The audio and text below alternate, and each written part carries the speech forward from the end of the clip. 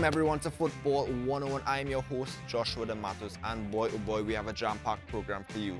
Happy New Year is in order to all you Football 101 fans, so stay tuned for the next half an hour. I'm going to be talking about the English Premier League and all the matches that took place this weekend.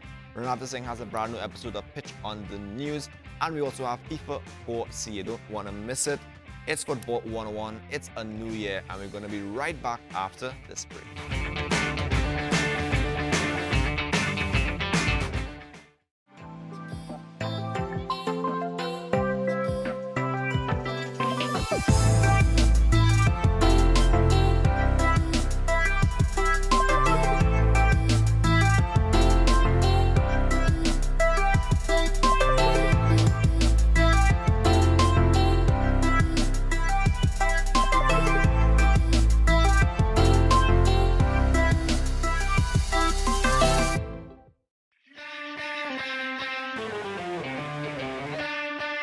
In this week's football action, the Premier League took a backseat as the FA Cup third round was played. In the early game, Liverpool defeated Everton in the Merseyside derby, with new signing Van Dijk scoring the winner in the 84th minute. Across in Manchester, the Red Devils overcame Derby County with goals from Jesse Lingard and Lukaku. Now, it's really nice to see Lukaku back on the field for the Reds after that injury. Coventry City sent Stoke out of the FA Cup with a 2-1 win, which saw Mark Hughes, Stoke City's manager, being sacked as well. Manchester City ran riot over Burnley with a 4-1 win, while Norwich held Chelsea to a 0-0 stalemate. Mauricio Pochettino's men were 3-0 victors over AFC Wimbledon, with Harry Kane scoring a brace, while their neighbours Arsenal FC, the current FA Cup holders, crashed out with a 4-2 defeat to Nottingham Forest. I know some Spurs fans would really have enjoyed that. We say hello to La Liga as game week 18 kicked off this weekend with Atletico Madrid defeating Getafe by 2-0. We saw the return of Diego Costa in this game, who scored in the 68th minute but was subsequently sent off for his goal celebrations. True Costa style. Barcelona started off their new year in fine style with a 3-0 victory over Levante, while Real Madrid's stuttering start to their campaign boiled over into the new year with a 2-2 draw at Celta Vigo. So to the table we go as Barcelona sit on top with 48 points, while Atletico are in second with 39, followed by Valencia, and in fourth place Real Madrid, 16 points behind league leaders Barcelona. Now, across in Italy, Inter Milan had to settle for a sixth draw of the season with a 1-1 stalemate away to Fiorentina, while league leaders Napoli cruised to a 2-0 victory over Hellas Verona. Juventus followed suit with a 1-0 victory over Cagliari, which leaves them 1 point off the pace with Napoli. Both Bundesliga and La Liga will return this weekend in their respective league action. Now stay tuned. On the other side of the break, I'm joined by Andre Stuklal, and we take a look at the midway point of this year's Premier League.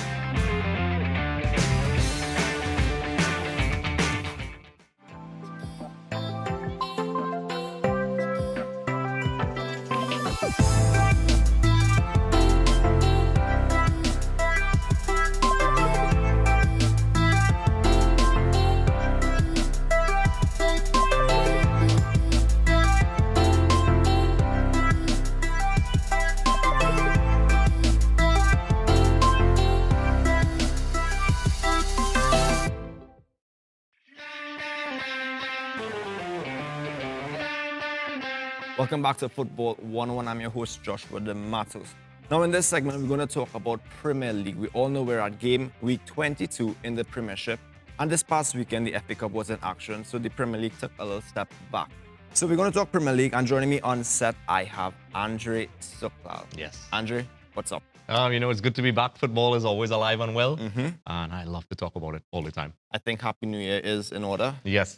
So exciting 2018. Yes. And we have lots of football to talk about. Yes. So speaking about the Premier League, talking point has to be Manchester City. Yes. At the start of this season, with all the transfers that went on last year, 2017, did you really think that it was this time that Manchester City would be where they are at this point in time? I had no idea they were going to dominate this much. A lot of people were skeptical about Pep coming into the Premiership. His football is everybody knows about his football, Yeah. high pressing. Yeah. People gave him static when he was in Barcelona. You could only do that in Spain. He went to Bayern Munich, but you can only do that in Germany. But you can't do that in England. And last year, people started to doubt him. Yeah. And he made his signings. He got rid of the old wingbacks, Zabaleta and those guys, and they are just destroying everyone. Yeah. He's doing his football, and he made some tweaks, and he shows it's working. And I had no idea they were going to be this dominant. And the thing about it, you would think he would get rid of the Otamendi's, even the Mangalas, because I remember we spoke about them in 2017, and it was like, you know what, those players, it's time to just get rid of them. But he got rid of some, but even the ones we thought he would get rid of, he actually brought them back together. And they're actually playing really well. Yeah. What's amazing about Pep is that he, in addition to his tactics, he improves players. Like I'm a fan of Otamendi because I'm an Argentina fan. Yeah. But he plays that sort of high pressing football. And I kind of knew that Zabaleta was going to go because of his age. But he definitely knows how to improve players. A lot of people saw Sterling as a flop. But we see that's not the case now. Yeah. He fits into the system and he's getting the players that works for his system. And it's amazing what he could do. He knows exactly what he wants. And he saw characteristics in those guys and he kept them. And just to put things in perspective, like I said, we're in game week 22. Manchester City has played 22 games. They've won 19 and drawn 2. They have yet to lose a game. Yeah. When all the rest of the pack already lost games, Manchester City, could this be another season where they go unbeaten, like a certain Arsenal team? Yeah, it's certainly looking that way. I mean, for now, it belongs to Wenger and his boys. But there's no reason to doubt these guys. They're managing. Usually, this time of the year is a crucial time for football. January, February, the Christmas break. The English Premier League does not have much of a Christmas break at all, if any. Like 10 seconds. They're probably more busy during the Christmas anyway. Yeah. Boxing Day, these guys are playing games. So there's no rest. Pep even criticized that. So this is where we'll see how good he really is if he dips in form. But there's such a gap now. I mean, I didn't think Manchester United would have been so far behind. Yeah. I'm a huge fan of Jose Mourinho, and he looks like he doesn't have an answer for them right now. So it looks as if I can't see them unless there's a monumental dip in form. Manchester City really losing this league. They have to really throw it away. And speaking about form, I think the only chance that the teams has is if players from Manchester City get injured. Yeah. And, well, we all know that Jesus is injured. He's out for a little while. But then, on the other side, we're in January. Transfer window talks about Alexis Sanchez coming to Manchester City. So it's like there's no way that United or even any other team could even catch up. If they get injuries, they still have other players on that bench that can more than just fill in. Yeah, the squad depth is scary. I mean, a lot of people saying, oh, well, Manchester City are spending all this money and it's all about money, but it's how you're spending money. Manchester United also has a big budget, so does Chelsea. And Pep, as I said before, spent specifically on players. And, I don't know what is it about Arsenal players jumping across the Man City or Barcelona, it seems. But, if that's the case, they have a strong team. And credit to Pep for building a strong squad. He addressed the injury concerns. He thinks the scheduling conflict, which I agree with, is a huge problem. And he already is identifying that could undo his team. But it's amazing, the squad depth. I mean, even Aguero. You have a guy like Aguero who had some injuries. And these are the kind of guys you have on your bench. So it's scary. I think it's very scary for the Premiership and even the Champions League as well. Yeah, and as you mentioned, Champions League. Last year you saw Manchester City, they were doing well in the league, but they never really made it that far in Champions League. No. Yet, we've seen in the Champions League thus far, they're killing it, if not the best team in the Champions League thus far. Yep. It's scary because, just like PSG, they had inexperience. Right. I think that's what it really was. Pep is an experienced Champions League coach. I think they missed that Mancini before him and the others. They weren't really, Mancini didn't have a great record in Champions League. And just like PSG as well, they had this money coming in, but you can't just really buy success overnight. Right. But Pep brings that experience, and there's no reason to doubt them along with PSG this season. Right. So Manchester City really just controlling things in the Premier League. And Scary. one player in particular, De Bruyne, player of the season thus far, I must say. Yeah. I think he's a player that I actually kind of gave up on for a little while. Yeah. I was like, oh, this guy is just going all over the place. He doesn't know what he's doing.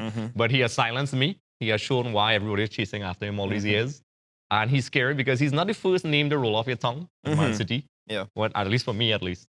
But now he's a crucial cog in that team, among others. Yeah. But if I had to highlight maybe the top 3 guys, he's definitely in there along with Silva. Yeah. And he's a guy Pep is going to have to take care of because his dynamic style of play matches Pep's style of football, and he's a player that we need to keep an eye on, because if he keeps this form up, as I say, not just in the domestic league, but in the Champions League, he could be a crucial component. Yeah, so Manchester City really running things in the Premiership right about now. So we're going to take a short break and we're going to come back with some transfer talk. But before we do, I just want to shout out our sponsors, Football Badges, TT. You know, they have some really good stuff, so contact them at 786-6019, and if you get all the football badges that you want. We'll be right back after this break.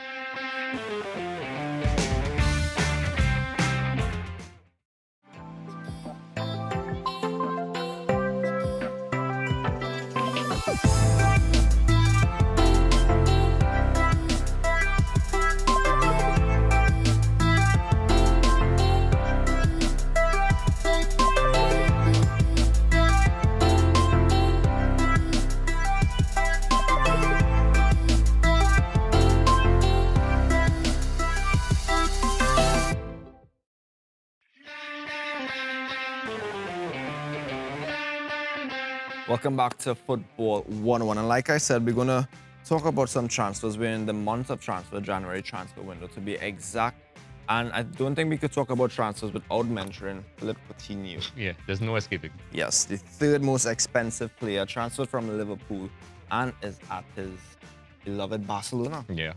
I mean, it's, I guess, one of the worst kept secrets. It's kind of, everybody was speaking about it since last year. Yeah. Everybody was going to say they were saying who's going to replace Neymar. Yeah. And I liked him. He was at Inter Milan years ago. You saw how good he was, but he was small. He wasn't physically developed yet. Yeah. He went to Spain and then he was in Liverpool. He really developed his game. And I think he's the perfect signing for Barcelona right now. They were missing that, guy to replace Neymar. Yeah. And I like his physicality. But the transfer itself, I think it's money well spent. Yeah. I think Liverpool now is in some trouble because, he has an injury right now and he should recover, but the defense is very leaky. I'm sure they're scoring goals, but I would have really liked to see the Coutinho, Firmino, all the O's of Liverpool really just kind of, stepping in there and taking over the Premier League. So as you mentioned, Liverpool now, obviously there's a big gap and a big shoe to fill when it comes to that. But Liverpool, they have some money in the bank now. Yeah. It's not very common that Liverpool would do a lot of transfers in the month of January. Van Dijk, it's one here and there. Club doesn't really like to do any work in the January transfer window. But who do you think could really take that place? Or is it even needed? Because we've seen the form of Salah. And if they could get Mane back to the form he was last season, Liverpool should be okay. Yeah, I think the main area of concern is just their defense. Because I think offensively, Coutinho is a loss. Yeah. But defensively, the back four has been terrible. And I think maybe Klopp is making a gamble. Let's sell Coutinho, spend some money, and buy some defenders. And probably a goalkeeper. Yeah, probably. Yeah, just leaking it. It's bad because offensively, they're so great. Offensively, not offensive. But they... I think that's what he's doing. If I had to guess, I think he's trying to reinforce his back line. Yeah. And it's a very scary thing. If Liverpool gets that balance, they may be the only team to probably cut some points off of Manchester City this season. Yeah. So I just want to touch back to Barcelona. With Coutinho being in that side. When the season started, to me, I remember we always saying Barcelona, they're in a crisis. Messi not signing a contract. Neymar leaving, and it was just like setting the stars that, Real Madrid would just come back and just take everything again this year. Now we're at January, and Barcelona is just taking the league by storm. Yep. What made that change? What do we think changed Barcelona tactic? The thing is, credit to the coach and the people who signed him, because like you said, at the beginning of the season, Barcelona looked like they didn't have it all together. I knew for a while now that, even though Neymar left, Barcelona is a big club. They probably had something up their sleeve. They had the money. Real Madrid were dominating. Let's be honest. They were doing well in the Champions League. Barcelona the standards are so high in Spain that, Barcelona not winning a trophy is like this horrendous thing. And, the coach came in and he adjusted his tactics. He used two forwards and it worked. They played not the usual nitrocharged sort of football. Yeah. That's my expression for it. And they played and they slowly ground out results. And now Real Madrid are starting to show that their squad depth isn't as deep as we thought. Zidane really wanted to rely on younger players. Yeah. And, a lot of these guys haven't really lived up to it. Maybe they need to reshuffle the squad. I don't know. But the tables have turned. Yeah. And I think it's really down to the coach adjusting to the team he had and basically making the best of what he had and brought in the young players. And this Barcelona team will grow into a stronger team, where Real Madrid now will have to be asking themselves these questions: who do we need to reshuffle? And I think they didn't replace the heavyweights they had before properly. Yeah. So, and the thing we still have Dembele, who only played 1 game or 2 games for Barcelona, got injured. So he's coming back into the side, filled with Coutinho, Iniesta, all of them still there. Yeah. It's pretty scary what Barcelona are going to do in the Champions League from this year. It's scary because, these guys, they did well with the squad they had. Yeah. And now these guys are coming in. Suarez is getting back into form. Messi is Messi. I think Real Madrid have their work to do. Yeah. So back to the transfer talk. This was a rumor. I'm really not sure if it's true, but every transfer season, you always hear talks with Ronaldo going back to Manchester United. And I heard this rumor, as I say, that he wants to go back to Old Trafford. They don't want him because of the relationship with Jose Mourinho, and they don't see bringing him back to Old Trafford being anything, productive in their eyes. And the talk of the town is that Chelsea is willing to take him and trade a certain Eden Hazard with a swap deal. Now, how do you think that will play out? I mean, rumors are rumors. Yeah, I know. It's fun to talk about them, I guess. But I think Ronaldo is playing a very game. He's a very smart marketing guy. I think he really wants to get that. Let me be specific. Messi bumped up his contract recently. Yeah. These guys compete on every level. Yep. Everything, even the contracts. If Messi is getting XYZ, I should be getting that. I am the whatever for my club. And I think he's playing that negotiating game right now where, listen, Mr. Perez, you need to match my contract. And I think he's entertaining other suitors. I don't think he has any intention of going back, but there are clubs that has the money. Like people want to pay Barcelona for Messi, PSG as well, Man City as well. And I think it's a very clever negotiating tactic. I don't see it happening. I know Manchester United fans like yourself would love that. I just can't see it happening. Yeah. I can't see it happening. And the final one I just want to mention is the talk of it on Alexis Sanchez. Now, we've been speaking about him since 2017 with the whole saga with Arsene Wenger. And it's still here, and it looks as though this may be the window in which he does leave. And it looks like he will go to a certain rival club, Manchester City. Based on history, I would usually say, no, that's ridiculous. Yeah. But we've seen many Arsenal players make the jump. He's probably frustrated because these guys want to win trophies. Tottenham is another team I see similar. But at least the players stick around. Yeah. Like Walker went across. Yeah. I like Tottenham. I think they're a good team. The players still manage to stick around for a while. But I think Sanchez is going to go. Yeah. I think he's going to raise his pants up and take free kicks for Manchester City maybe next season. And so it's highly likely. And I heard that the Gunners actually are looking to see if they could replace him with a certain Riyad Mahrez. Now, that would be probably a good change for Riyad Mahrez in Leicester City. I think the whole fairy tale of Leicester is over. So I think it's about time Riyad tries to make a move to one of the top-tier teams in the Premiership. Yeah. I mean, he's a quality player. You don't win the Premiership by flukes. Yeah. People figure them out. But I think he's a top player. I don't know if he's a good replacement for what they are trying. Yeah. But we'll see. Wenger, people criticize him a lot, but he's a guy who's known for spotting deals. He'll probably sign a guy, he'll probably perform well, and then he'll be probably sold to Manchester City in a couple of years. Yeah. So Arsenal, unfortunately, are a selling club. Yeah, so true. Well, Andre, I want to thank you for being a part of Football 101 for this episode. Always, you have the knowledge, and I just want to say thank you for being a part. Yeah, no problem. I just want to say a big shout out as well to TT Badges, one of our sponsors for Football 101. You can check out all their badges right at the bottom of the screen. If you want any more information, you could contact them at 786-6019. We'll be right back after these messages.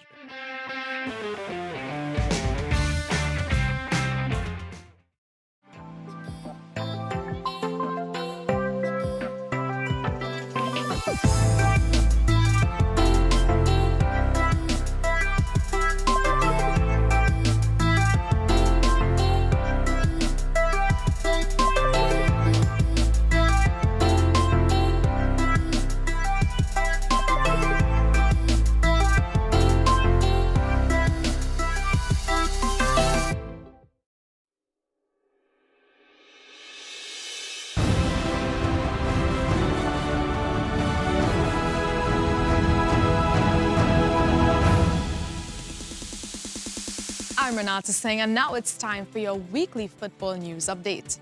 In this week's trending topics, the FA implements a new rule. Former Wigan player Juan Carlos Garcia dies after battle with cancer. Real Madrid fans on edge as La Liga title uncertain. English striker nominated at this year's Laureus Awards. Life after football for former Arsenal forward Lukas Podolski seems to be bright. We'll be talking fashion and Arsenal's Hector Bellerin. In an aim to boost ethnic diversity within sporting bodies in England, the FA have implemented a new rule called the Rooney Rule, which will allow one black or ethnic minority candidate to be eligible in future for jobs around the management of national teams in England.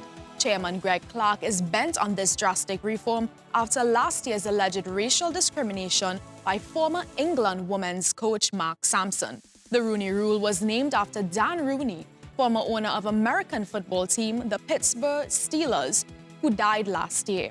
Rooney was incremental in the implementation of this rule that promotes inclusivity within the NFL. In England's history, there has never been a non-white manager in the men's team. However, the women's team saw their first black manager during the 2007-2011 World Cup period. The FA has made several decisions apart from the implementation of this new rule to boost diversity throughout the game, along with a major increase in grassroots funding. FA Chief Executive Martin Glenn is quite confident that these initiatives will change the way football is run in England. He said the FA will now invest over £180 million a year back into the game, more than we have ever done before, which will have a positive and meaningful impact at every level of football in England.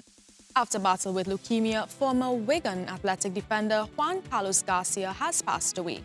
The Honduras national, whose contract ended in 2016, died in his homeland, surrounded by his family.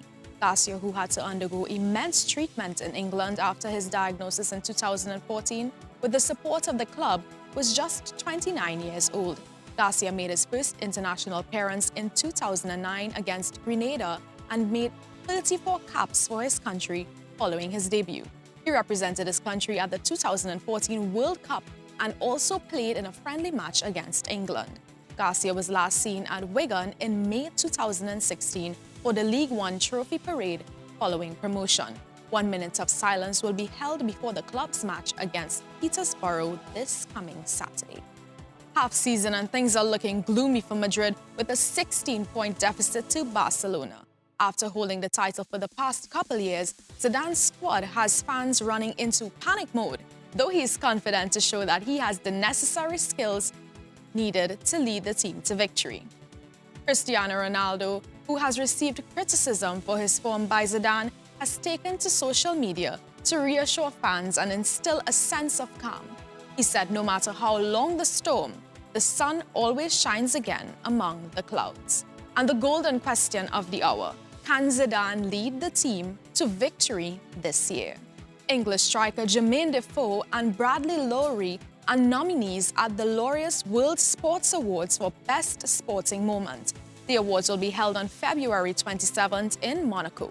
Defoe and Lowry developed a close relationship during the 6-year-old's battle with terminal cancer. The Laureus Awards showcases the work of Laureus Sports for good and celebrate the achievements of athletes from across the sporting world, highlighting men and women from the sports world and the greatest achievements fans have admired throughout the year. There are 8 categories. The categories they choose from are the Laureus World Sportsman of the Year, Laureus World Sportswoman of the Year, Laureus World Team of the Year, Laureus World Breakthrough of the Year, and Laureus World Comeback of the Year. The nominations for 2 additional categories are the Laureus World Action Sportsperson of the Year and the Laureus World Sportsperson of the Year with a Disability, and they are produced by special panelists. Members of the Laureus World Sports Academy then vote by secret ballot to select the final award winners. The Academy also has the power to present discretionary awards such as Lifetime Achievement, Spirit of Sport, and Exceptional Achievement. If you're in Cologne and you're in need of a tasty snack, you may want to check former Arsenal star Lukas Podolski. Podolski has launched his new business in his home country, which appears to be a hotshot food spot. Crowds of people were seen gathered outside Podolski's kebab shop for over 5 hours just to get their hands on the tasty food, which is said to be a bit pricey but are of excellent quality. Well done, Podolski. I'll be sure to check you out if I'm in town. Now, while Podolski has proven the benefits of leaving Arsenal, what on earth is going on with their current players? namely Arsenal star Hector Bellerin, was seen sporting a chic coat, fancy shoes and pajamas at London's Fashion Week. Fashion yay or nay? I'll leave you to be the judge of that. I'm Renata Singh, keeping you updated and informed on all the trending football news from around the world. Keep your head in the game.